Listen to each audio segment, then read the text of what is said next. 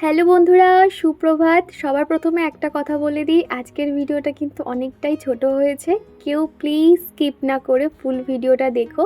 তোমাদের সঙ্গে কয়েকটা কথা শেয়ার করার আছে। তোমরা অনেকেই অনেক প্রশ্ন করছো, সেগুলো কিন্তু শেয়ার করব। আর তারপর থেকেই কিন্তু আমি যেহেতু বাপের বাড়ি যাব, ওখানকার ভিডিও শেয়ার করব। বাড়িতে একটা বড় অনুষ্ঠান রয়েছে, কী হচ্ছে না হচ্ছে সমস্তটাই শেয়ার করার চেষ্টা করব, ঠিক আছে? তো এখন আপাতত এরকম ছোট ছোট ভিডিও শেয়ার করব, তারপর মিনি ব্লগ দেব। ভেবে আছি, দেখা যাক কতদূর কী হয়।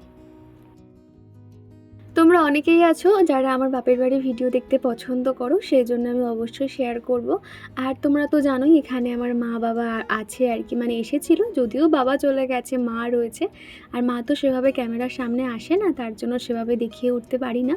তবে চিকুর বার্থডে যে ভ্লগটা শেয়ার করেছিলাম, সেটার থেকে একটা প্রশ্ন এসেছিল যে তোমার শ্বশুর শাশুড়ি আসেনি। আগের সপ্তাহে আমার শ্বশুর শাশুড়ি এসে চিকুর বার্থডে গিফট দিয়ে গেছে। আর মামুনি যেহেতু এখন বয়স হয়েছে, ওই অতক্ষণ ধরে না, যেহেতু বাবা বাইকে নিয়েই আসে, আর এই যে 2-3 ঘন্টার রাস্তা বাইকে বসে আসা খুব কষ্টকর হয়, বুঝতে পেরেছো? সেজন্য মামুনি আর আগের মতন সবসময় আসতে পারে না। তো চিকুর জন্মদিন উপলক্ষে কিন্তু মামুনি অনেক খেলনা দিয়েছে, চিকুর 2টো জামার সেট এবং স্কুল ব্যাগ দিয়েছে, রঙের যে মোম কালারগুলো হয় সেগুলো দিয়েছে, অনেক কিছুই দিয়েছে। তবে সেভাবে তোমাদেরকে আর শেয়ার করা হয়ে ওঠেনি। আর আরও একটা কথা, সবাই তো ক্যামেরার সামনে আসতে পছন্দ করে না, না, সেই জন্য তোমরাও জানতে পারো না। তো যাই হোক, কেউ একজন জানতে চেয়েছিল, আশা করছি তার প্রশ্নের উত্তরটা আমি ক্লিয়ার করতে পেরেছি। সাদা জিনিস আমার প্রথম থেকেই ভালো লাগে, তবে এখন যেহেতু সাদা পর্দা, সাদা বেডশিট লাগিয়ে ঘরটা তো আরও সুন্দর হয়ে উঠেছে। তবে এই যে বেডশিটটা কিন্তু আমি সেভাবে আর পরিষ্কার রাখতে পারছি না। চিকু যেহেতু সারাক্ষণ কালার করছে মোম রং নিয়ে, এদিক ওদিক মানে বেডশিটে কালার লাগিয়ে দিয়েছে, বা একটুতে যেন ময়লা ময়লা হয়ে গেছে। এটা আমি যেরকম 5-6 দিন অন্তর বেডশিট চেঞ্জ করতাম, এটা দেখছি 3-4 দিন পরে আমাকে চেঞ্জ করতে হবে।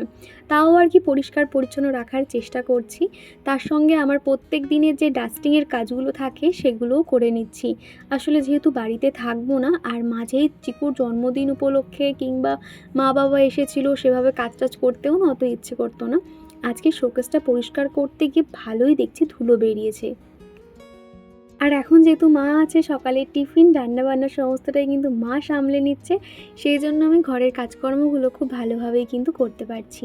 তবে কেন জানি না, আমি একটা জিনিস দেখেছি, বাড়িতে কেউ থাকলে না, কাজের যে আমার যে এনার্জি, সেটা কোথাও একটা আমি হারিয়ে ফেলি। তখন যেন সারাক্ষণ মনে হয় শুয়ে থাকি, ফোন দেখি, ফোন স্ক্রলিং করি, এরকম মনে হতে থাকে। সেই এনার্জিটা কোথাও যেন আমি একটা পাই না। একা থাকলে যেভাবে কাজ করতে পারি, কেউ আসলে না আমার কাজ করার এনার্জি পাই না। তো যাই হোক, এদিকে না শোকেসটা বা ধুলোগুলো ভালো করে পরিষ্কার করে নিয়েছি, তারপর কলিন দিয়ে চেপে চেপে মুছে নিয়েছি। যেহেতু সাদা কালার তো একটা কালো স্পট পড়েই যায়, তবে কলিন দিয়ে মুছলে কিন্তু সেই জায়গাটা খুব ভালো করে পরিষ্কার হয়ে যায়। এর আগের ভিডিওতে আমি একটা কমেন্ট পেয়েছিলাম, শুধু আগের ভিডিও বলবো না, প্রায় এই কমেন্টটা পেয়ে থাকি যে দিদিভাই তুমি কি ফোন দিয়ে ভিডিও শ্যুট করো, কি ট্রাইপড ইউজ করো। আমি নর্মালি রিয়েলমি ফোনটা ব্যবহার করি আমার ভিডিওর কাজের জন্য। আর নর্মাল একটা ফোন আছে, ওটাতে আমার ফোন কল বা টুকটাক এদিক ওদিক এডিটিংয়ের কাজ করি। তবে আমার রিয়েলমি ফোনটা শুধুমাত্র ভিডিও শ্যুট করার জন্যই রেখেছি। আর রিয়েলমি, রেডমি এগুলো দেখবে পিকচার কোয়ালিটি খুব ভালো হয়, একদম ক্লিয়ার থাকে। আরও ভিডিওর পিকচার কোয়ালিটি মানে ঠিকঠাক রাখার জন্য লাইটটা খুব দরকার। সেই জন্য বলবো, দিন হোক কিংবা রাত হোক, অবশ্যই লাইট জ্বালিয়ে কাজ করবে, তাহলে দেখবে পিকচার কোয়ালিটি আরও ভালো আসবে। রাত্রিবেলা তো অবশ্যই লাইট জ্বালতে হবে, রাত্রিবেলা একটার জায়গায় 3টে লাইট জ্বালাও, তাহলে দেখবে ভালো হবে। যেমন ধরো আমার কিচেন যে ডাইনিং রুম, যেহেতু দুটো একসাথে রয়েছে, তার জন্য আমার ওখানে না 3টে লাইট কিন্তু সেট করা রয়েছে। আমি যখনই ভিডিওর কাজ করি প্রত্যেকটা লাইট অন করে নিই, তার জন্য তোমরা এতটা ক্লিয়ার দেখতে পাও।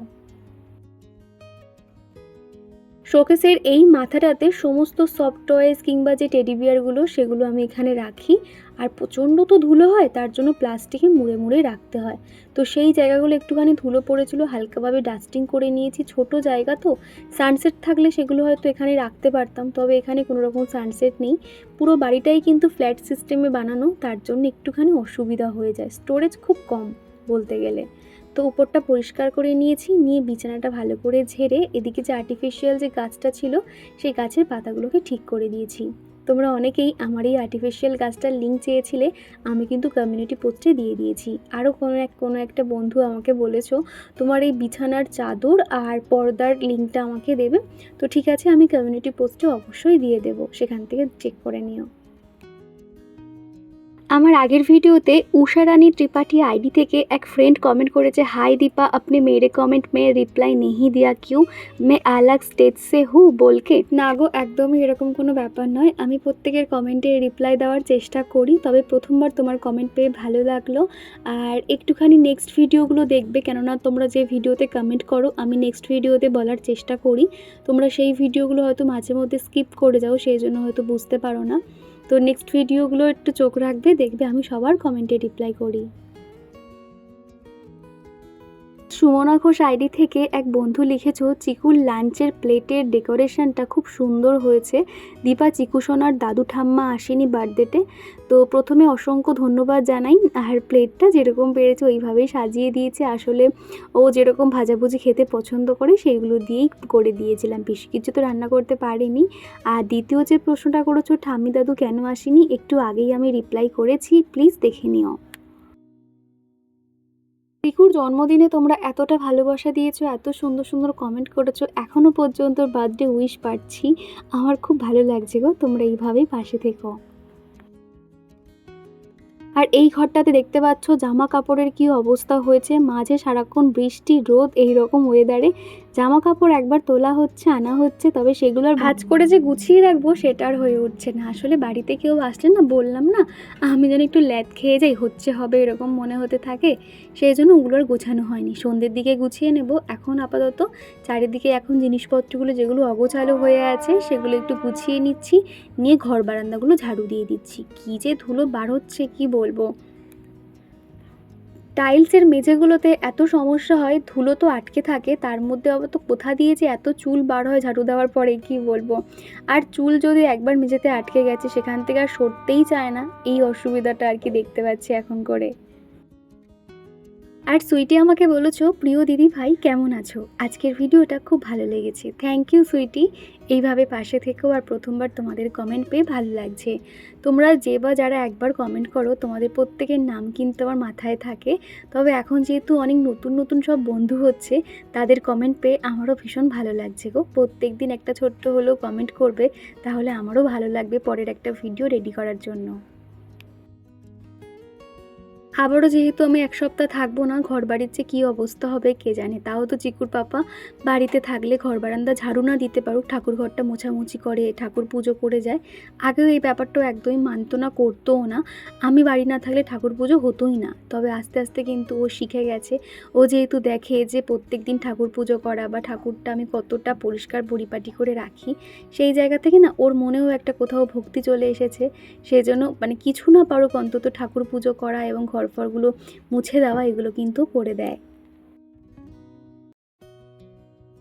আজকে তোমরা খেয়াল করলে দেখবে আমি কিন্তু এরকম ঘর মোছা খুব একটা তোমাদেরকে দেখাতে পারি না, কেননা সকালে তাড়াহুড়োর মধ্যে ঘরটাকে আমাকে মুছতে হয়, আর ঘর মুছতে গেলে আমার অনেকটা সময় লাগে, আমি বারবার না একটা করে জায়গা মুছবো আর মপটা ধুয়ে ধুয়ে করতে থাকি, যার জন্য দেরি হয়ে যায়। সকালে সেই টাইমটাতে না এই যে আমি ক্যামেরাটা মানে অন করব সেটারও টাইম পাই না, তবে এখন যেহেতু মা আছে, মা ওদিকটা সামলে নিচ্ছে, সেই জন্য আমি সময় পাচ্ছি বলে আজকে ঘর মোছাটা তোমাদেরকে দেখাতে পারলাম। সিঁড়িপথটা ভালো করে মুছে নিয়েছি, উঠোন টুটুনও ঝাঁট দিয়ে দিয়েছি। আর এখন এত সাপের উৎপাত হয়েছে, চারিদিকে জলে ডুবে গেছে, তো সারাক্ষণ সাপ ঢুকছে উঠোনটাতে, সেই জন্য আমাদের সিঁড়িপথের দরজাটা সবসময় বন্ধ রাখি। এখন চলে এসেছি ডাইনিং রুমে, এখানে যে একটা কাঁচের মগ আছে তার মধ্যে একটু ঠান্ডা জল ঢেলে দিলাম, একটু পরে নর্মাল হলে জলটা খাবো, তার আগে ভাবলাম ফ্রিজটাকে পরিষ্কার করি। আর এই টেবিল ক্লথটা পাতার পর না এত সুন্দর লাগছে এই টেবিল ক্লথটা, আমি আরও একটা অর্ডার করেছি বেডরুমের জন্য, কেননা বেডরুমের কভারটাও কিন্তু বা যে টেবিল ক্লথটা আর কি কেমন হয়ে গেছে, অটোমেটিক খসে খসে যাচ্ছে, চামড়ার মতন উঠে উঠে যাচ্ছে, সেই কারণে আরও একটা অর্ডার করেছি আর কি। আর তারপরে আমি স্নান টান করে নিয়েছি, ঘড়িতে এখন 12:30 মতন বাজে, আমি এবার বার হব, চিকুকে আনতে যাব। আজকে ওদের স্কুলে আজকে গ্রিন ডে রয়েছে, মানে সবুজ কালারের ড্রেস পরতে বলেছে, সবুজ টিফিন নিয়ে যেতে বলেছে, তো সেই মাফিক আর কি স্কুলে গেছে। তোমাদেরকে চলো স্কুলে গিয়ে দেখাবো যে স্কুলে কত সুন্দর প্রোগ্রামটা হয়েছে। আর ওদিকে মা সকাল সকাল রান্নাবান্না সেরে নিয়ে এখন রেস্ট করছে বিছানাতে। আর এদিকে আমি যখন স্কিন কেয়ার করছিলাম মাকে একটা একটা করে শিখিয়ে দিচ্ছিলাম যে এটার পর এটা মাখবে। আর মা তো এত কিছু ইউজ করে না, তো সেই নিয়ে আর কি একটু হাসাহাসি মজা করছিলাম মায়ের সঙ্গে। আর এদিকে আমি কিন্তু ফেস ওয়াশের পরে এখানে একটা রোজ টোনার দিয়ে দিয়েছি প্লামের। জানি তোমরা অনেকেই জিজ্ঞাসা করো, সেই জন্য আমাকে বারবার প্রত্যেকবার বলে দিতে হয় আর কি। আর সবার শেষে এখন এই যে সানস্ক্রিন মেখে নিচ্ছি। ডক্টর রাসেলের এই সানস্ক্রিনটা এত দাম নিয়েছে, তবে কি জানো তো, ঘাম হলে না সেটা কিন্তু কেমন উঠে যায় আর কি। ধরো ফোন করছি, ফোনের মধ্যে সাদা সাদা হয়ে যায়। তবে ওশিয়ার যে সানস্ক্রিনটা আমি এত বছর ব্যবহার করে এসেছি, ওটা কিন্তু এমনটা হতো না। তো এখন ভাবছি আমি আর ডক্টর রাসেলটা ইউজ করব না, আমি ওশিয়ারটাই আবার একটা নিয়ে নেব, কিংবা দি ট্রাস্ট বলে একটা কোম্পানি আছে, মানে প্রোডাক্ট আর কি, ওটারও একটা নিয়ে নিতে পারি। আর আজকে যেহেতু শ্যাম্পু করেছি, তার কারণ অন্য সময় দেখবে শ্যাম্পু করার পরে কন্ডিশনার দেওয়ার মতন সময় থাকে না। তবে এখন যেহেতু সময় আছে, সেই জন্য অনেকক্ষণ কন্ডিশনারটা রাখতে পেরেছিলাম। আর এদিকে ঠোঁটে একটু লিপ বাম দিয়ে দিয়েছি, আর একটু সিঁদুর পরে নিয়েছি। তো এরপরে চুলে একটু সিরাম লাগিয়ে দেবো। এখানে আমি সিল্ক অ্যান্ড শাইন ইউজ করছি সিরাম হিসেবে। তোমরা চাইলে না এখানে দেখবে ওই স্ট্রিক্সের একটা সিরাম পাওয়া যায়, ওটাও ভীষণ ভালো। ওটা পাইনি বলে আমি সিল্ক অ্যান্ড শাইনের সিরামটা এবারে নিয়েছিলাম। তো ওইটুকুটার দাম নিয়েছিল 50 টাকা।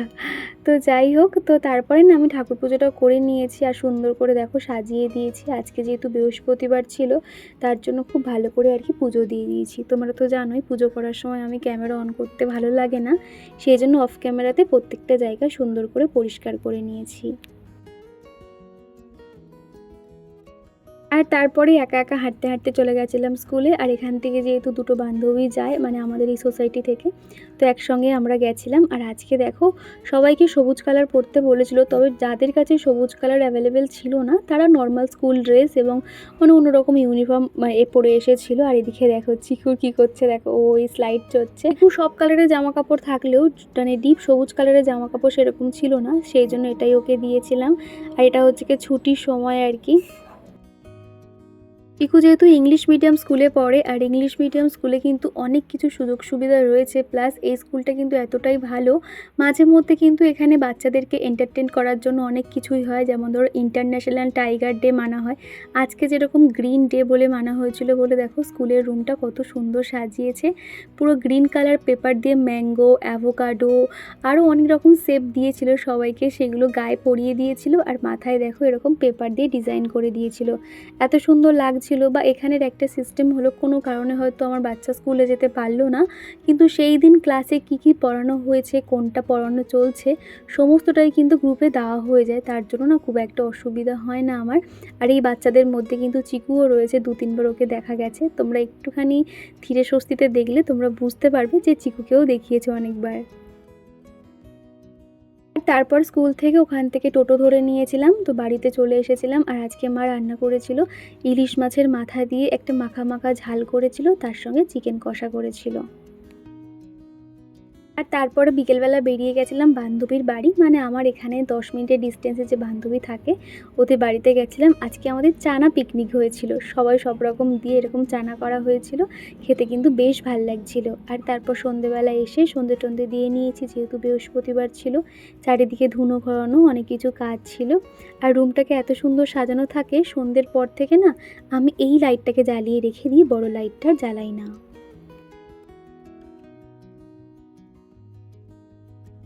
আর এখন এই তো কয়েকটা জামাকাপড় যে সকালে দেখেছিলে, সেগুলো না একটু একটু করে ভাঁজ করেছিলাম, তবে সেগুলো আর জায়গায় রাখা হয়নি, এখন সেগুলোকে জায়গায় রেখে দিচ্ছি। অনেক ভিডিও জমে গেছে, সেগুলো যে তোমাদেরকে শেয়ার করব সেই সময়টা আর হয়ে উঠছে না, আজ করব কাল করব করে হয়েই যাচ্ছে। তবে অবশ্যই শেয়ার করব, তোমরা প্লিজ পাশে থেকো। আর চলো আজকের ভিডিওটা আমি এই দিয়েই শেষ করছি। ভিডিওর কোনো অংশ ভালো লেগে থাকলে প্লিজ একটা লাইক করে দিও, তোমাদের এক একটা লাইক আমাকে ভীষণভাবে মোটিভেট করে। তো চলো আজকের মতন টাটা।